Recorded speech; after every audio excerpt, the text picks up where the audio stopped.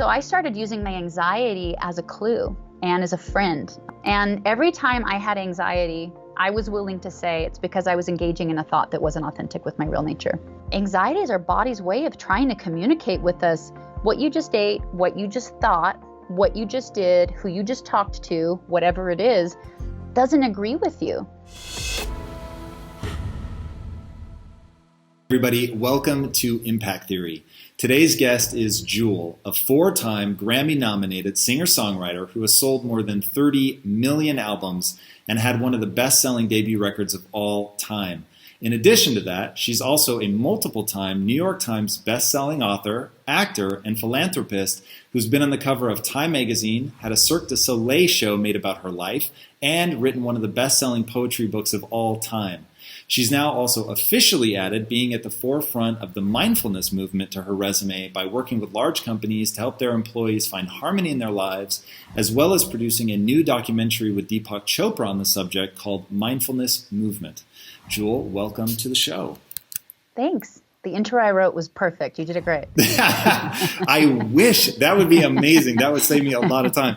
But yours was very easy to write. Your life story is insane. Reading your book was actually a lot of fun. The prose of the book is extraordinary, as well as the content and the life you've lived is pretty amazing. And I have to assume, and you've talked about it, that that's really informed a lot of what you're doing now. And I'd love to go into that. I want to talk about this concept that you have of the observer. Talk to me about that. What is the observer? When did it first start appearing in your life, and how's it been useful? I was homeless for a year in San Diego. I was propositioned by a boss and wouldn't have sex with him. He wouldn't give me my paycheck, couldn't make my rent, so I started living in my car. I didn't think it would last that long. I thought it would be a couple months till I got a new job and saved up a deposit for a new place. But my car got stolen. I was having panic attacks. I was agoraphobic. And when you don't have an address, it's hard to get a job. It's hard to have a resume. It's you start looking homeless. And so I couldn't even get a job at 7-Eleven, ultimately. And just the amount of time it takes to survive and find shelter and safety and food and water is exhausting.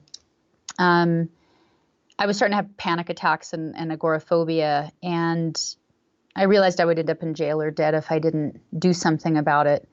And I remembered this quote by Buddha that said, happiness doesn't depend on who you are or what you have. It depends on what you think. And I was stripped of everything else except my thoughts. And it was the only thing left. And so I decided to see if I could change my life one thought at a time. And I took it really seriously.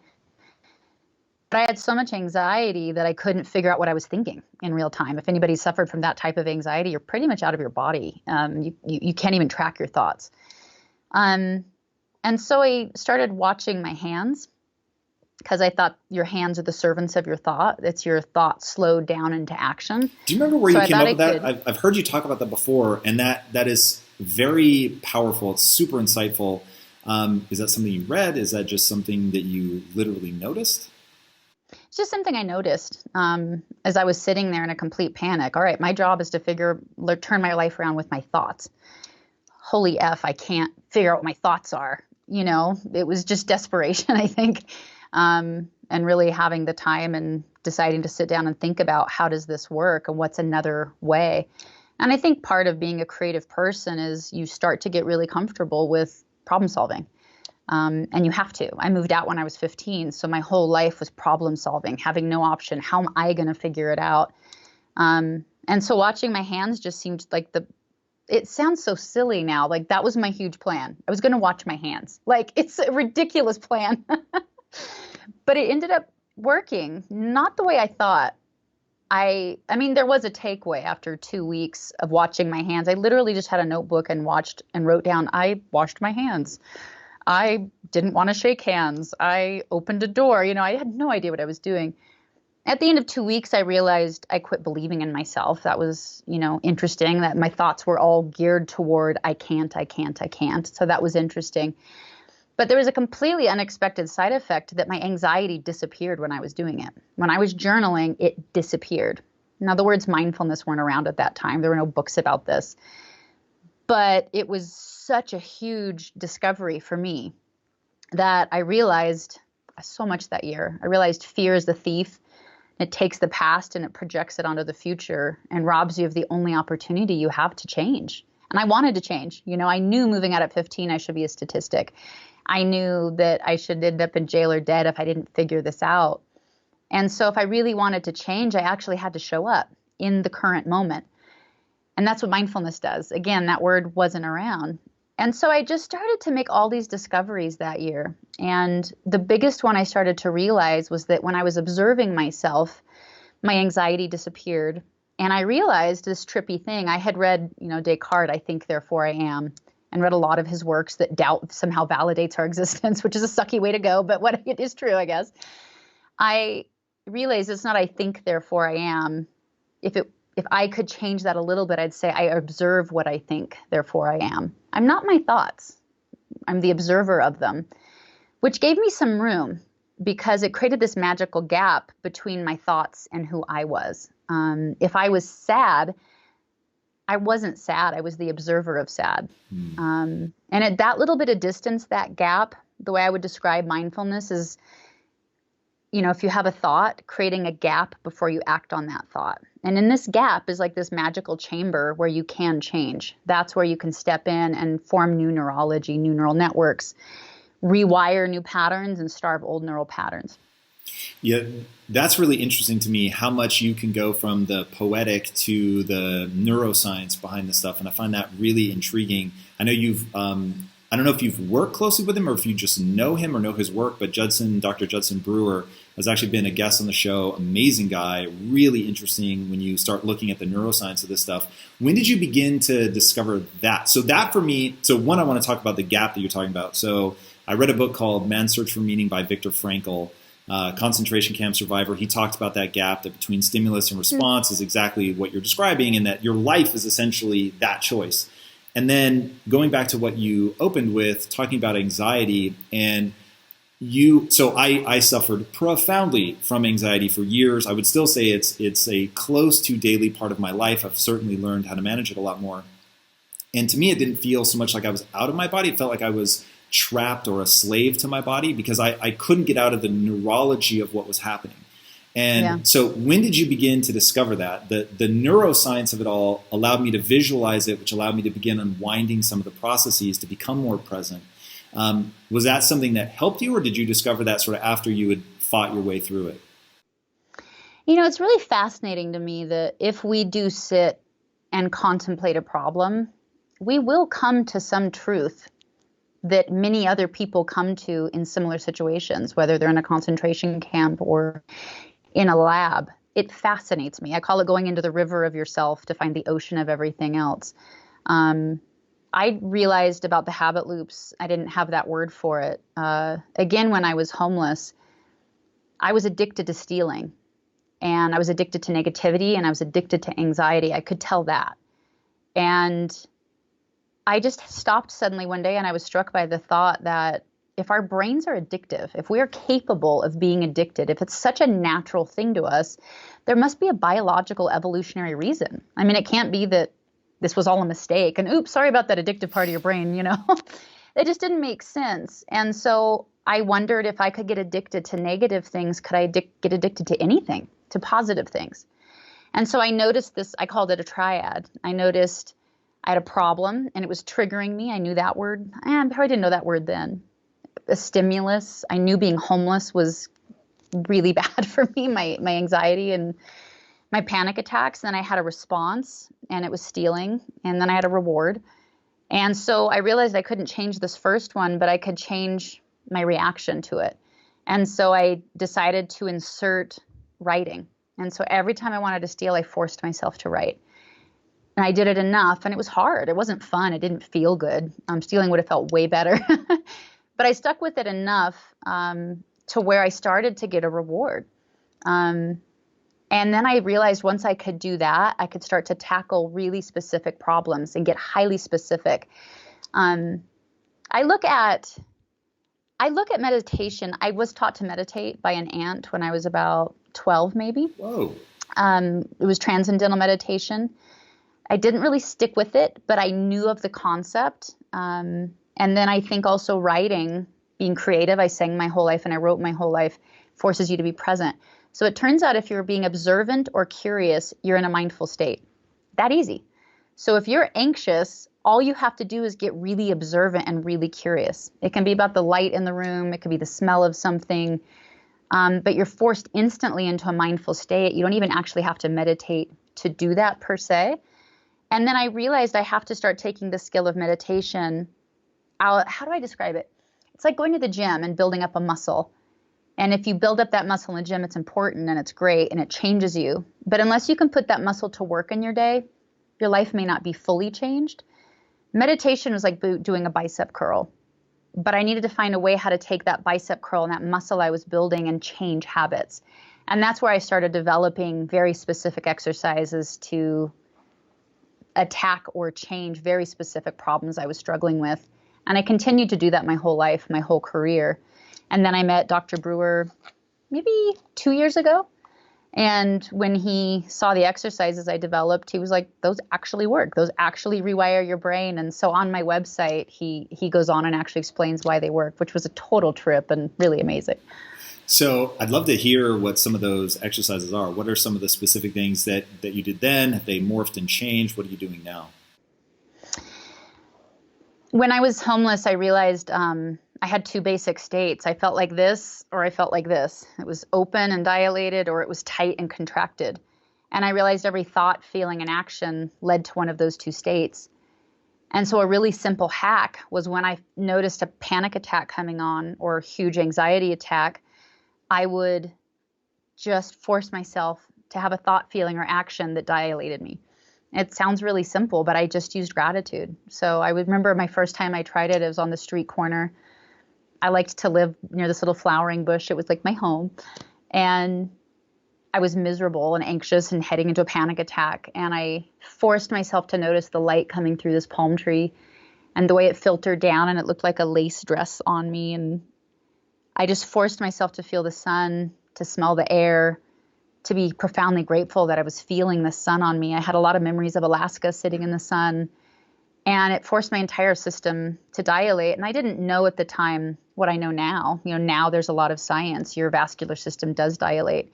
Your blood pressure does, drop. Your blood flow patterns change in your brain, and you get a different biochemical release, which is amazing. I felt it at that time. I didn't know the science, but I knew that it worked. So that's one that I teach on the website.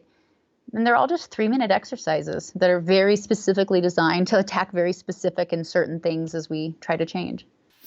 That whole notion of being able to change is literally the core of my being. It's certainly the journey that I've been on. It's been the thing with having as many employees as I've had and that have grown up hard, that have not been nurtured well. When I was reading your book, that whole notion really resonated with me of, okay, nature versus nurture. If you weren't nurtured well, can you find your true nature? Walk people through that. And I think a little bit, some of the touch points of how you grew up hard, why you moved out at 15 would be useful.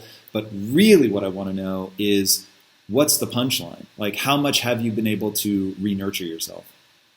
Yeah. So I grew up in an abusive household, moved out at 15 to get out of that situation. Knew I should end up becoming a statistic, was hell-bent as a 15-year-old to not do that.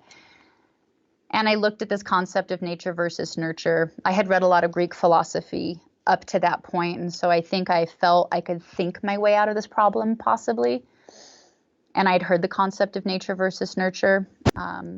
We had a bunny that thought it was a chicken when I was being raised. It was raised since a tiny baby with the chickens, and it actually grew up to sit on nests and hatch eggs, and it hopped kind of funny like a chicken, and it pecked at its food. And it scared the crap out of me when I moved out, because I thought, what if I'm a bunny that thinks it's a chicken? How will I ever know my real bunny nature? What if my nurture was so bad I don't ever get to know my actual real nature? And that thought and concept has been a real constant motivation, I guess, in my life. I did, well. I got myself through school. I made it through this period of being homeless. I ended up getting discovered.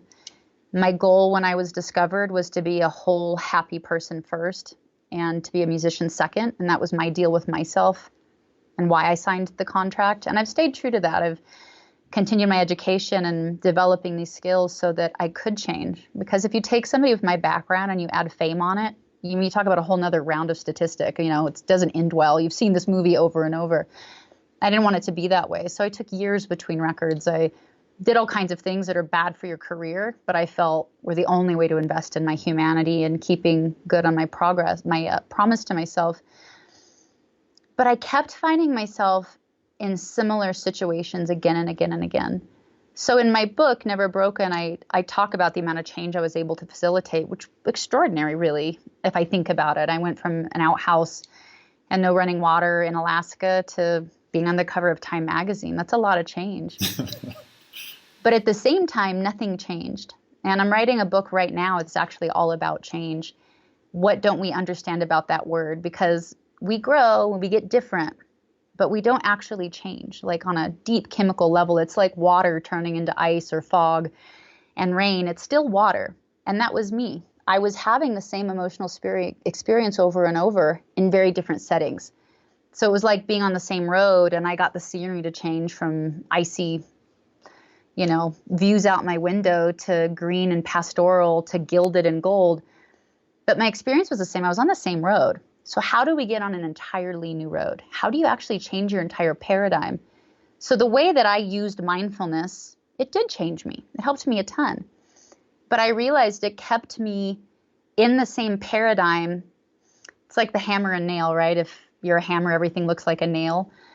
I learned to use mindfulness in my hammer and nail paradigm to help me have a better experience of getting hit over the head by a hammer. But I never got out of that paradigm. And so what this book now, that it isn't out yet, but it should be soon, hopefully, is about how do you build an entirely new paradigm? How do we build our reality and our personality through a form of emotional connections and misunderstandings that form our entire paradigm? And then how can you find that top domino and actually unplug it and plug it into something else to get yourself on an entirely new trajectory? It is a fascinating topic, and obviously to the point where I wanted to write a book about it. And so what does some of that look like? So you have, I would say, a pretty extraordinary level of self-awareness, being able to turn inward. You've talked about the ability to look inward as a superpower. If you were to turn that into a formula for somebody to follow, like what does that look like? As an adult, you're looking back, your life is not going where you want. Maybe you are this statistic. You know what you should be avoiding. You're not able to do it. You're out of your body. You're not, you're riding the waves of your emotions instead of taking advantage of that gap. How do you begin walking people through a process of change? The new book, it's funny, I haven't talked about the new book at all yet. You're the first person I've talked to about it. It just seems to be coming up. The book really starts to lay out an outline. You watch me discover the process, and it lays out something that you can actually practice. To me, the big part is practice. You can have intellectual awakenings, you can have therapeutic realizations, but until you find skills that you can practice every day, you're not going to build a new neural network, and you're not going to actually create a new thought paradigm for yourself to operate within. So it really is about practice. I'm very into skills. I'm very into giving people things that you can do every day, because unless you do that, it's not really going to change. The thing I can't do for people is the willingness to do it, the willingness to change. It's for warriors. Like, change isn't easy. You don't just get to turn on the TV and wake up changed, sadly. I always say being dysfunctional is a lot of work, and it's exhausting, and there's no light at the end of the tunnel. So learning a new way is hard, and it can be exhausting, but there's a light at the end of that tunnel. So to me, that's the bet I'd rather take. But you have to be willing to. A lot of people say they want to change, but they don't at the end of the day. And that's really the truth of it. If you are willing to do that, it really helps to have a series of questions get asked. This took me so long to discover. I studied ancient wisdoms of indigenous cultures. I've read a billion books on neuroscience to kind of amalgamorph, if that's a word, everything together in a way that's a system that really caused a fundamental level of change. And so going a little bit deeper on that system, so I think you and I are pretty aligned on it's the age-old adage, you are what you do every day, right? So excellence is a habit. It's the things that you do. And I always tell people what you're trying to do, like when you think about making a dramatic change in your life, what you're trying to do is change your behaviors. So thinking about values, which I know you think about a lot, beliefs, rules in your life, things like that, using my own vernacular. But the whole punchline of all of that for me is, are you doing different things? Are you changing the things that you do? Because once the external manifestation changes, then your life changes, then the neurochemistry changes. So it's like you're doing this work inward for sure, but if it doesn't manifest outwardly, then you really have a problem. So I talk a lot about routines. So for me, working out, eating right, those are huge because they cultivate, and if nothing else, and there is a lot more, but they cultivate the physical chemistry that you need to make sure that the new neurons that you're making actually can thrive, right? So just being in a place where at a physiological level, you're creating the optimal environment for your brain to be healthy so that you're optimizing cognition. You're at a point where your emotions are like anxiety, I am convinced, is largely a function of diet. So it's the microbiome communicating to the brain. So getting people to eat right, getting people to exercise, are part of the system of change as I think about it. I'd be very curious to know, like, what are like the prescriptive behaviors that either you do or that you tell people to do? Absolutely. Diet's a huge one. I always had kidney problems and health problems. And so I had to seek out a lot of alternative care and practically gain a doctorate in everything from herbology to Western medicine just to try and figure out how to advocate for myself. Diet, understanding our own body's personal chemistry. I do my blood work every 3 months because I have the money to do that now, because I like to see how everything I'm doing is affecting me. I just find it fascinating. Everybody's different. The things that work for me are going to be different than what works for you. And so you do have to find practitioners that are willing to help work with you to see how you're wired, how you metabolize, and those types of things. I think that's a huge part of it. For me, it was always finding tools and resources I could somehow implement myself because I didn't have access to help or therapy or these types of things. And that's what I'm really passionate about, helping give people as well. If you do have the money for a therapist, but your life isn't changing, you need to relook at it. You need to have goals. With change, I actually had to develop a metric for the book of how do you describe change? How do you quantify it? How do you create a metric around it? So that you can look back and go, I have changed. I just didn't get different or kind of grow or put on a different outfit emotionally, if you will, but you're the same person. I've got to know, what is the metric for change? That is amazing. Well, there's 3 pillars to change. It's transformation, transmutation, and then transcendence. Can you define those? I can. I would love to get my book because I really worked hard on the definitions. I By didn't all think we means. talked about this. I'll see if I can even find it. It'd be funny to see if I could. It might be helpful to define the metrics and mechanics of what constitutes change. To say something has really changed, it has to go through 3 processes. If only the first or second steps have taken place, you may have become different or grown, but you cannot really say you've achieved change. There are 3 pillars to change. 1, transformation. We must look at what gives form to what we are looking at. We must understand its nature. We must feel motivated to transform it into something else. This is where we identify where you are and where you want to go. 2, transmutation. This is the initiation of energy. It requires sacrificing the energy of what you want to change so you can get to the next step. Sacrifice is an essential part. We must sacrifice an old belief, an old concept, break down an old paradigm, let go of the illusions. We have to break it down or digest what we are changing so it can become something else. This is where we put new concepts into action. If we have a new understanding and don't act on it, if we don't use it, it creates inner conflict. We must act on knowledge to transform it into wisdom. What you don't give birth to will destroy you. So this isn't just physical, but an idea. If we don't give birth to a new concept, if we don't take action on it, it'll destroy us. Keep us in a lot of conflict. We can't sit on a new understanding and not act on it. If we don't take the energy in, absorb it, and break it down, it will create a conflict and make you unhappy. Once we break down old beliefs, we can become pregnant with different ideas. If we don't take time to give them space in our lives, to have a good birth and transmute that energy, it will create a deep conflict that we won't change. The less judgment we hold, the more we can transmute. Try to see through clear eyes, letting go of dogma and paradigms and experiences as energy for what they are. The more we can perceive and sacrifice programmed attachments to the ideas we are examining or letting go of, the more we can transmute them to be open to a new way of seeing or thinking. When we don't get rid of our perceptions and old ideas, it creates a blind spot and keeps us from changing. 3, transcending. Viewing a situation with new eyes, becoming open to new paths. When we alter our perceptions, free of old dogma and paradigm, it opens new pathways before us. We can take new pathways that changes our trajectory. This is where we use intention to set a new path that allows us to transcend our past experience. It is entirely possible to change so foundational that our old stories and traumas no longer trigger us. It becomes part of a story of your life that no longer influences where you go next. When we transcend something, we are no longer in relation to it. It no longer has power over us. We're at liberty to choose where we want to go. Those are the 3 steps. Man, that is amazing. There's a few things in there that you've talked really powerfully about, and I'm super excited to read the new book. Again, I cannot tell you how sincerely I mean that you're never broken, the beautiful prose, the incredible concepts, the way that you're able to help people have their own inward look as they live through your life. Really, really extraordinary. That snippet is phenomenal. I think those 3 things are really interesting. The notion of death and rebirth is something that I've heard you talk about before. That to me is really interesting. And I cannot help but notice behind you, you have these skulls with antlers. I don't know if they're deer or elk or whatever. Deer, yeah.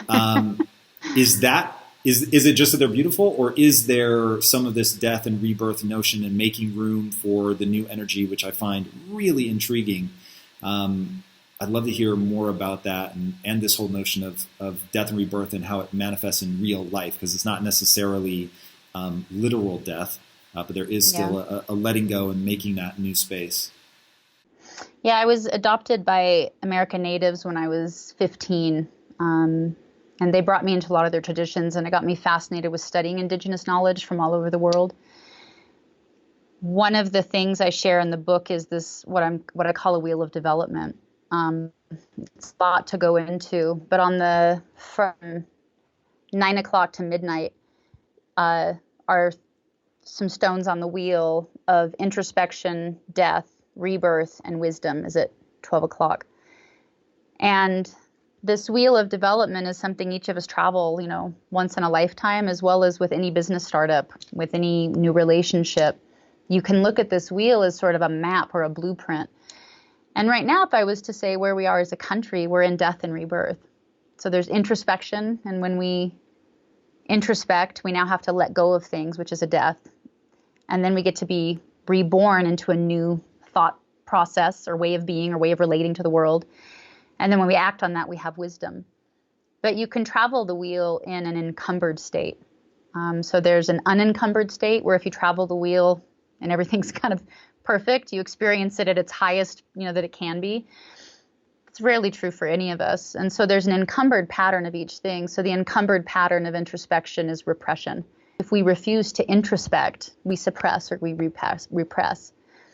And so instead of letting go of something and letting thoughts or ideas have a death, we have fear. So we repress. The result of that is fear. Instead of being reborn into a new outlook or a new way of seeing the world, we become disempowered. And then instead of moving into wisdom, we start suffering from doubt. So the encumbered pattern is really not comfortable. It's repression, fear, disempowerment, and doubt. So right now, what's fascinating to me as we look at where we are as a world, as a culture, for the first time, every world power is afraid of the same thing. And it's invisible. That's never happened that I'm aware of in the history. And so we're either going to introspect, let go of old ways and systems, be reborn into a new way, and act in wisdom, or we're going to repress, suppress, act in fear, become disempowered, and doubt every action and step we make. And to me, that's where I hope I can step in. I hope many, many people can step in and start helping us move in an unencumbered pattern around that section of the wheel. Man, we got to talk about identity then, because that's an amazing breakdown. And I think the reality is, and my gut instinct is everyone will resonate with the sort of apparent truth of this. Some people will take the expansive path, and many people are going to take the contracting path. Literally, the words you were using as you were describing it, I was like, you're back to those two central things you were saying. Things either make you expand or they make you contract. I think identity is a big part of why people will end up really going in either direction. So my identity is that of the learner. So I'm seeking things that make me feel expansive. I want to learn. I assume I'm doing things wrong. My identity is not tied up in being right or worthy or any of that. My identity is like, there's got to be a way for me to get better, to improve. I want to get rid of old ideas because I'm like, I've already arrived at where my old ideas have taken me, and I don't want to be here in 5 years, right? I want to be somewhere better, more productive, more joyful, more whatever. And I think, though, a lot of people, going back to the flip side of that coin of identity, is you've got people who, even if it's trauma, even if it's something bad that happened, that is their identity. And you riff on this in Never Broken, which is, as long as the words of your abuser are ringing in your head, like, you're never going to be free of that abuse. And that was an interesting example, and I think you do refer to it as a death, where I don't think most people would think, like, you actively have to let that go. You actively have to break your own identity as somehow being tied to that. Like, the things that you've had to overcome are immense. And the fact that you have had, and I'm so curious to know if this is part of that true north that you alluded to a minute ago, that you've known who you were trying to become and have let the things die away that were holding on. Walk people through, because I think a lot of people are going to be stuck in a negative mindset, in a trauma. They don't believe in themselves. They have some sort of trauma from the past that defines who they are in the present, but they don't realize it. Like, how do they begin to make that space? In my book, Never Broken, I talk about this experience with my mom, and I realized I was broke and I was $3 million in debt. Nothing I'd ever been told about my life was true. And this is all after selling the albums and everything. I mean, this is like the height of the height. Yeah.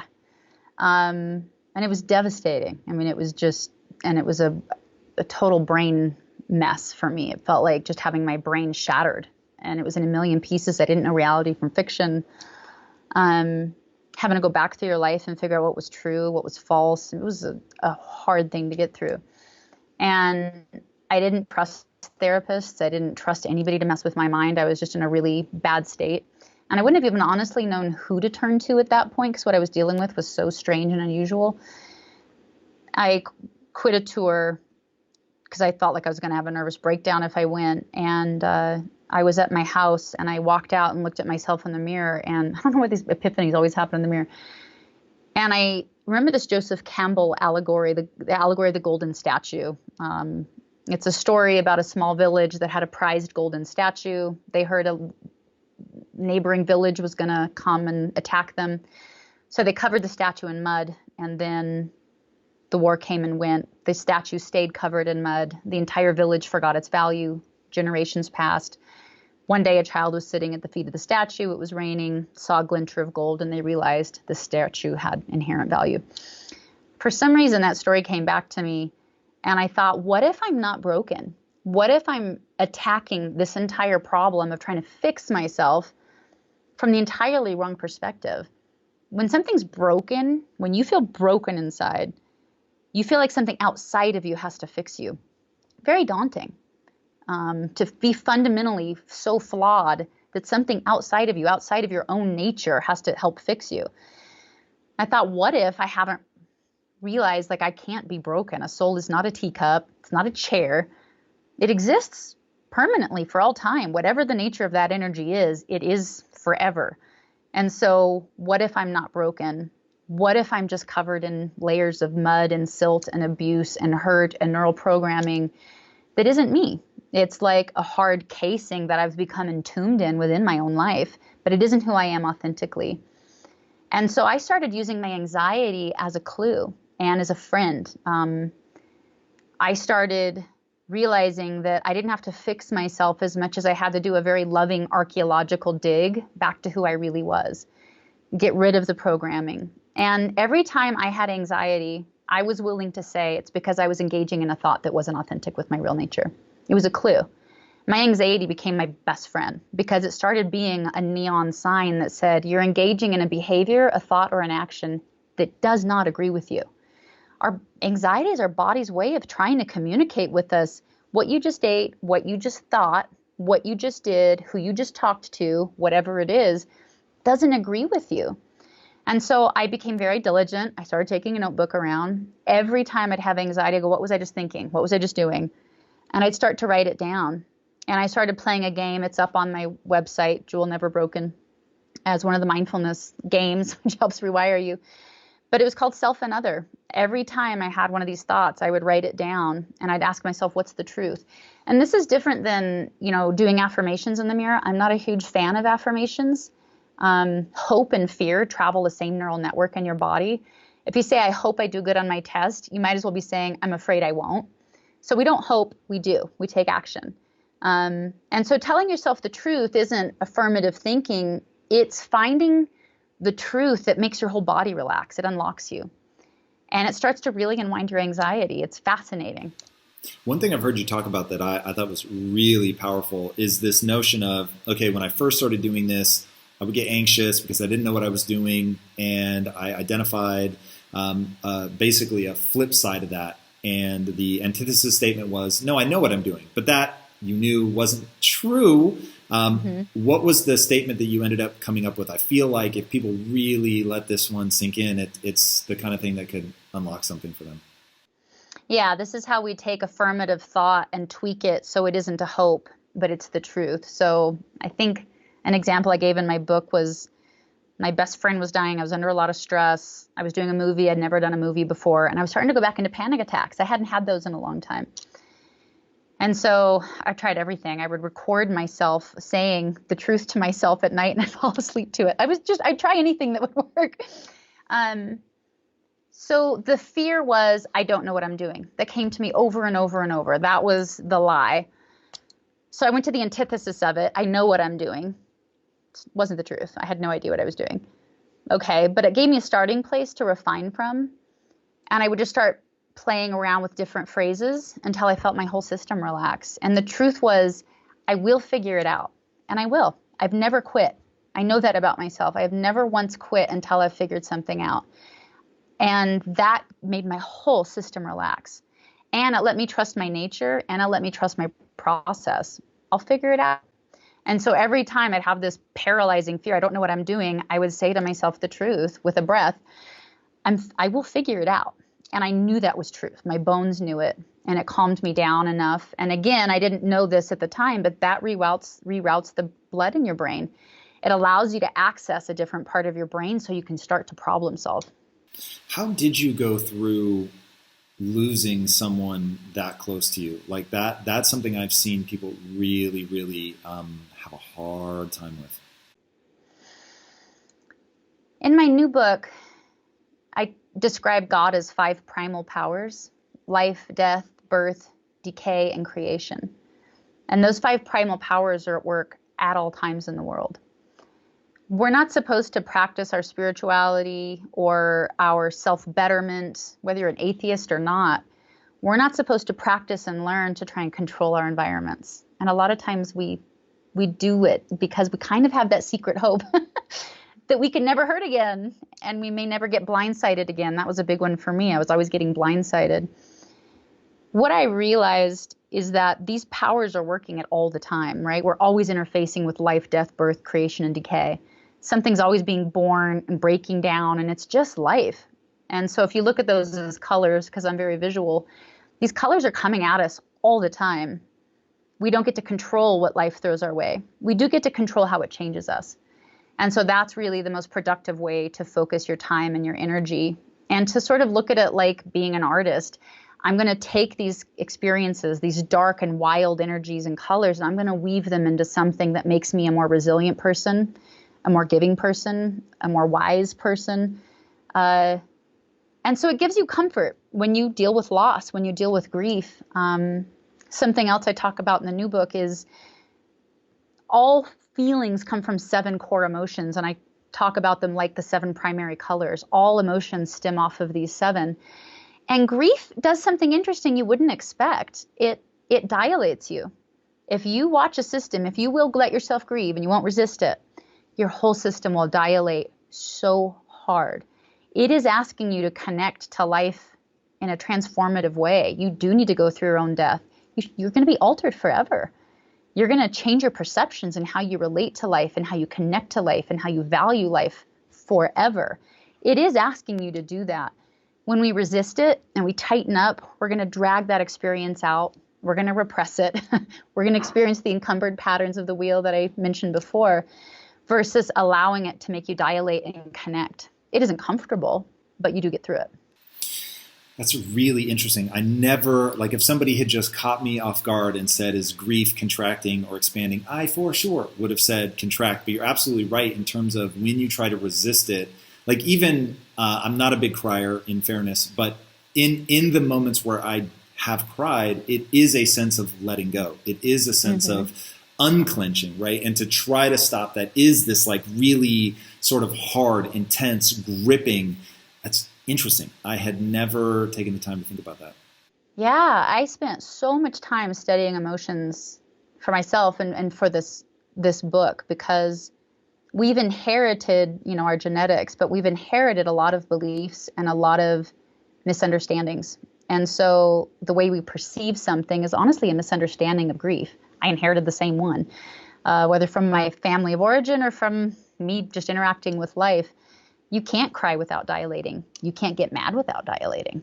If you stay mad, that's a grudge, and that's something entirely different. You've tightened down around two emotions that bonded and turned into a grudge. This is a fascinating topic. That's really interesting. How have you not, like you have this really interesting thought around forgiveness and what it is, and specifically, I will plant the answer I've heard you give before, which is around it being like scissors. I'd love you to explain forgiveness as you see it, and what you mean by it working as scissors. I do like shortcuts. The only genuine shortcut life offers is facing the obstacle. I realized a grudge carries everything out and drags it out forever. To me, winning is I want to completely get past it. So for things like my dad, who was abusive when I was young, or my mom that ended up being incredibly deeply betraying, forgiveness was the best way to win, as odd as that sounds. People confuse forgiveness and condoning. Those are two different things. You can forgive without condoning a behavior. I call forgiveness the needle that knows how to mend. If you want to heal, forgive them, because it is like cutting that last thread that connects you to them, which is sometimes why we don't want to forgive. It's what connects us to our pain, and our pain connects us to that wish that we still had them. Maybe hating a person that hurt your child connects you to your child, the last way that you have. I mean, it almost can make me cry. It's so tender. I understand why we don't want to forgive. But if you really want to be free, if you really want to have liberty, you have to cut that thread. And the only way to do it is by forgiving and moving on. You never have to see the person again. Again, when I forgave my dad when I moved out, I never thought I'd see him again. I didn't forgive him so I could get back a relationship. I forgave him so I could figure out how to heal and move on with my life. Now, is it still true? So you forgave your dad, and because he has changed so much, he's apologized and actually changed behaviors, you guys have reconnected. Is it still true that you have not reconnected with your mom? True. Yeah, my dad's incredible. He's like, I mean, you've heard of personality settling and all these different theories about how old you can be when you change. And my dad is living proof that you can profoundly change. And he was in his 60s when he got sober, and he's in his 70s now. Happier today than he was yesterday, and he'll be happier tomorrow than he was today. It's incredible. With my mom, we don't have a relationship. I haven't seen her, as I describe in the book, since 2003, I think. And I don't know that we ever will. I want to talk about where you grew up outside of Homer, Alaska. Homer, Alaska itself is not exactly a bustling metropolis. So to be growing up outside that, and what you call a homestead, I'd love to hear a little bit about that. And I'm asking specifically because I think your work ethic is insane. I find that as inspiring as I find your singing ability, which is unimaginable. I've seen you perform live. It is breathtaking, to say the least. But your work ethic to me is awe-inspiring. Thank you. I grew up on a homestead. My family were pioneers, born in Switzerland, but living in Germany just at the beginning of the Second World War. They were able to escape and make it to Alaska that was giving away free land to anybody that would go up there and promise not to die for a whole winter. My grandmother was an aspiring poetess and opera singer. My grandfather was a linguist, studied languages and etymology, and they raised these children, before it was a state. My grandfather actually ended up helping draft the Constitution for Alaska, which is amazing, only in America story. My grandmother taught them all to sing and to write, to paint, the sort of very idyllic, creative upbringing in the woods. There's a show about my dad and my family called Alaska, The Last Frontier. Most people don't realize it's my family, but that's my dad and my brother and my uncle and my cousin. It's a beautiful way to be raised. While there certainly were a lot of difficult things, as I mentioned, my dad had to live through, the creativity, he calls it the cure was in the disease. Nature and creativity were this cure, which ended up helping heal him. And I feel the same way. My family are hard workers. If you're going to be a pioneer and literally forge something out of nothing, that's the original entrepreneur. Like, that's the original gangster of finding a new way forward. And so being raised in the mentality was you had to rely on yourself. There's nobody else going to come fix it. You had to figure out how to fix it. There were 6 aunts that I was raised with. So my dad there's 8 of them total, 6 were girls. And so the girls are highly capable. In pioneer states, women are not treated differently and the roles are interchangeable. So I wasn't raised with a gender biased system in Alaska. There's no like the women cook and the men do this. Like, I was not raised with that concept. I knew I wasn't as strong as a man, but I knew I was as capable and that if you put your mind to it, you could figure it out. And I think when I left Alaska, I didn't realize that one single thing was an absolute game changer for me going forward. I never thought I was a weaker sex. I thought I could think as hard as somebody else and figure it out and find my own solution. I was taught that I had to find my own solution. That's how I was raised. And that was a tremendous advantage. When I got discovered, I was on a record label with probably 600 artists. There's no competitive advantage. We're all artists. There's not like a finish line and there's one winner. It's art. You can't say red's better than blue. It's just the preference and a lot of systems to help you get your art forward to see if people like it. So for me, the only competitive advantage I could find was my work ethic. I looked at these other musicians and I believed I could outwork them. And that's what I set about doing. And it about killed me. I don't know how wise it was, but it did work out. One of my favorite stories in that is, so your debut album ends up going on to smash it, 12 million records sold, one of the highest selling debut records of all time. But it took you over a year to break it, if I'm not mistaken. Like, you were touring, you said you were doing 2 and 3 shows a day. I think you said you did 600 shows in a single year, which is it. Literally, just thinking about how many shows that really is, even if you didn't take way more than that, yeah. That's insane. And I did it for multiple years. How did you not lose your voice? Luckily, I've always had a strong voice. I grew up bar singing, and I think I just built up this muscle and endurance. And I was just very tenacious. I was a folk singer at the height of grunge, so the odds against me were so high. I was singing songs called I'm Sensitive while, Nirvana was out. Like, the odds of me making it were not huge. And I made a folk record intentionally because it's who I was. I wanted to be honest.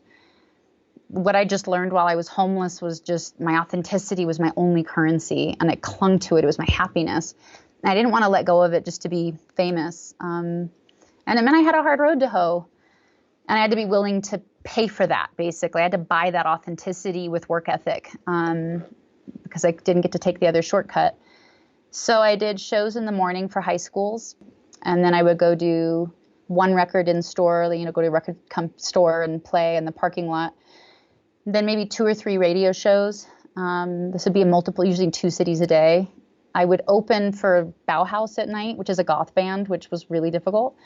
And then I did a midnight show in a coffee shop. And I did all this in a rental car. It was grueling. But every time I played, I'd figure out the puzzle. How can I make this audience pay attention to me? How can I make them listen to me? I could see that I converted people. And it just was a grass movement. It just was a slow thing, but it worked. One thing that I'm curious to know if you think this is a strength of yours, given the way that I think it's amazing, is you have I'm going to prove people wrong streak in your personality, from yodeling at the age of 5 because your dad said or your grandfather said, somebody told you were too young for it, and then learning to move every muscle on your face because you didn't want to have involuntary muscles. Tell me about that. That sounds really funny hearing somebody else say that. It's ridiculous. Yeah, I think, there's something in each of us, some little voice in us that knows I can do that. I don't know how to do it yet, but I can figure it out. And I definitely had that. When you have that inclination, you have to follow it. You can't let that die. That's some truth in you speaking. And it built up a grit, I think, a tenacity, that type of thing. And again, with the way I was raised, the involuntary muscle thing's bizarre, but I did it. Is that something that you value in yourself? It is. We have different phases in life. When we're young, we're looking for fuel, right? All of us. We're looking for something combustible that can get us to the next level. Perfection. We have healthy ones and unhealthy ones. Perfectionism is an unhealthy one. If you have any talent and you become perfectionist, that perfectionism will be like a rocket booster. But how do I describe it? It limits your ability to be genius. It limits your ability to be great. Because perfectionism is careful. It's calculated. It doesn't want to look foolish. And so it's this deceiving rocket fuel that gets you this far, but that last inch that's so hard to be great at something, you have to be willing to take huge risks. You have to be willing to fail terrifically on grand scales. Perfectionism won't let you do that. And so a very difficult transition, I think a lot of people that are successful don't often talk about, is how did they dismantle that perfectionism? And did they? Because if they haven't yet and they've done these amazing things, I want to see what they can do without it. Because if they can let go of that and take that risk, it's stratospheric what you're capable of accomplishing. The same thing's true about having a point to prove. I had a point to prove, for sure. It was a rocket fuel. It was a combustible energy that I knew how to tap into. It was visceral, and I could channel it, and I could just make people listen to me. I was intense. And now that I'm older, I don't feel that way. And it scared me once I started learning to let go of having a point to prove, because it was like having a knockout punch in your back pocket. And when you start letting go of that, because it limits you, it limits your ability to go that extra inch. What do you use to connect with people? If you're not going to wow them with these other skill sets, what's so authentic and undeniable about you that you're going to connect in such a deep way that you'll get the same result, but in a much healthier and much more sustainable way? So I think I've really worked on letting go of having a point to prove. It's definitely made me go, it made me search really hard for what's interesting and what's visceral and how do I connect. I had to really redefine it and search for a new and much more sustainable way. Man, that's super interesting. The people that you have interacted with, from just ideologically, somebody like Descartes, which I'm still shocked by because this is all happening, pre-internet, either in Alaska or, sort of at the edge of living on our own and homeless, to Bob Dylan taking you out with him on tour. The wisdom that you've been able to coalesce around is really fascinating. And like I was saying, the way that you've coalesced all of it into shareable wisdom, I think is really extraordinary. And I think using your own clock definition, I mean it with the full weight of that midnight straight up is wisdom. And I certainly got that from your first book. I'm super curious to read your upcoming book. You have a new single, Grateful, out now, album forthcoming. And if you would, tell people where they can connect with you, where they can find the song, it'd be amazing. And the mindfulness movement, where can they get that? Yeah. The song is called Grateful. It's up on any streaming platform. For any mindfulness tools, I call it making a habit out of happiness. That's at jewelneverbroken.com. Jewelneverbroken.com. I don't know. I guess you can find me from those two places. The Mindfulness Movement film, you can find it on Instagram. I'm on Instagram, and it's just Jewel. Amazing. Last question. What's the impact that you want to have on the world? I think it's a small goal. I want my life to be my best work of art. I don't want my music to be my best work of art or my poetry. I want to be my best work of art. And if that affects other people, that's gravy. But it's really just starting in here. It's amazing. Thank you so much for being on the show. Everybody, I'm telling you right now, if you only know her from her music, you have a treat coming your way. It's extraordinary. The poetry is amazing. All of the mindfulness tools, the book, just what she talked about her life, how she's lived it, how she's gone introspective, what she's made it at, how she's made change. It is really extraordinary. There's so much to learn. I think you will love everything about what she's doing. So seek her out, find the stuff.